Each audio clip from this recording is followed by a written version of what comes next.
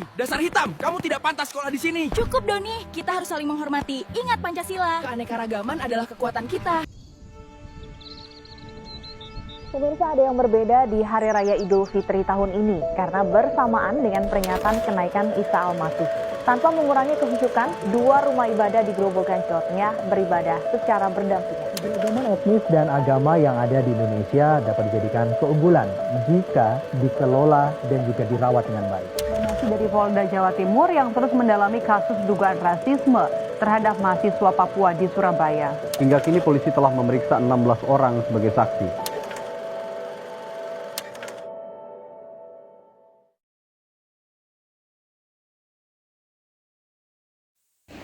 Kami Indonesia, negara Indonesia merupakan negara kepulauan terbesar di dunia dengan 1.340 suku bangsa dan 17.000 puluhan sebar luas dari Sabang sampai Merauke, dari Mingas sampai Pulau Rote.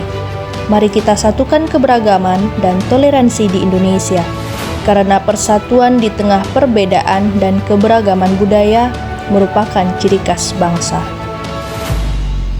Namun, realitanya di kota besar Indonesia masih terdapat ketika akibat perbedaan pemicunya adalah hal-hal sepele, seperti munculnya pergesekan kelompok mayoritas terhadap kaum minoritas. Selain itu, beragam tindakan negatif muncul, mulai dari penyebaran intoleransi yang isu berbau rasisme hingga ujaran kebencian. Seharusnya ini tidak terjadi. Mungkin apabila kita saling menghargai dan menghormati terhadap perbedaan ini, baik itu perbedaan suku budaya, warna kulit, bahasa, dan kepercayaan, itu sudah saatnya kita rubah untuk menjadi lebih baik, di mana mayoritas bersatu dengan minoritas dengan rasa solidaritas. Halo teman-teman semuanya, perkenalkan nama saya Trisra Melsia Mendrova.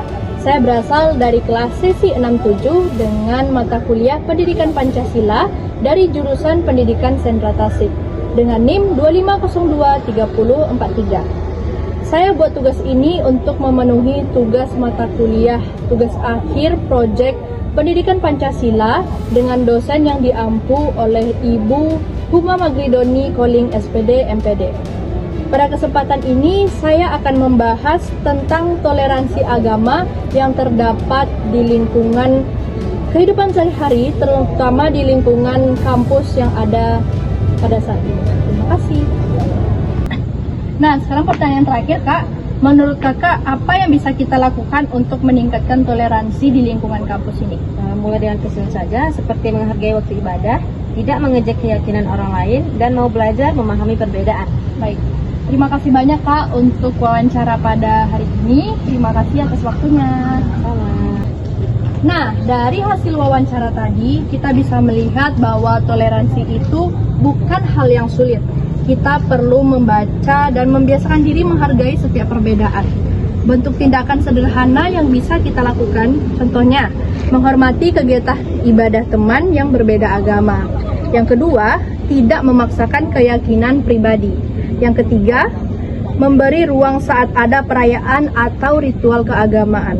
Yang keempat, menggunakan fasilitas kampus secara adil. Dan yang terakhir, meningkatkan nilai Pancasila, terutama pada sila pertama, yaitu ketuhanan yang Maha Esa, yang mengajarkan kita untuk saling menghormati perbedaan agama di Nusantara. Nah, jadi kesimpulan yang dapat kita ambil yaitu sebagai mahasiswa yang hidup dalam keberagaman, toleransi agama adalah kunci untuk menciptakan lingkungan kampus yang aman, damai, dan harmonis. Dari wawancara tadi dan dari pembahasan tadi, kita belajar bahwa toleransi bukan hanya sekedar sikap, tetapi juga tindakan nyata. Terima kasih telah menonton, semoga video ini bermanfaat. Terima kasih.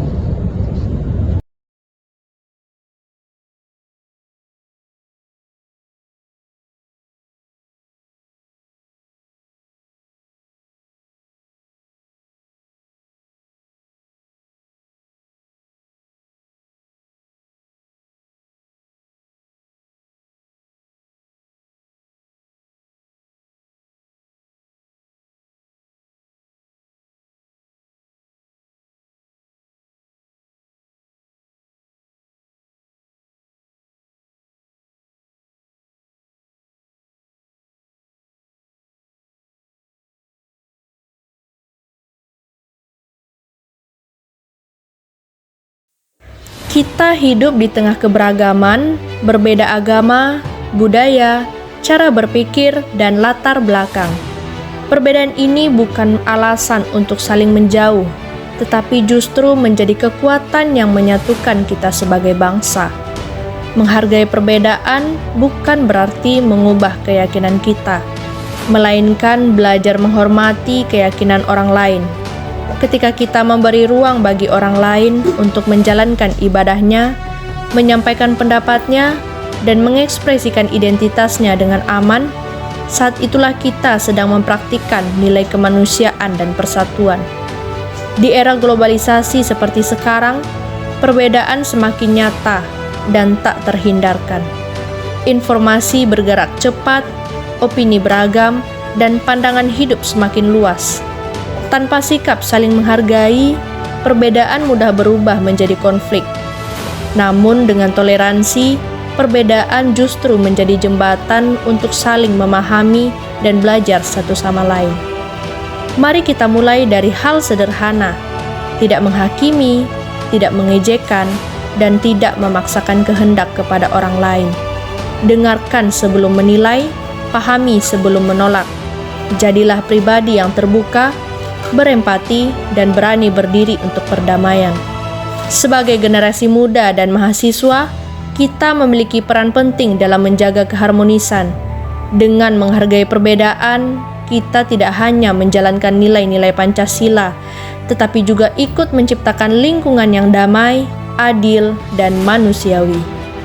Mari jadikan perbedaan sebagai kekuatan, bukan perpecahan, karena dari keberagaman, persatuan Indonesia tumbuh.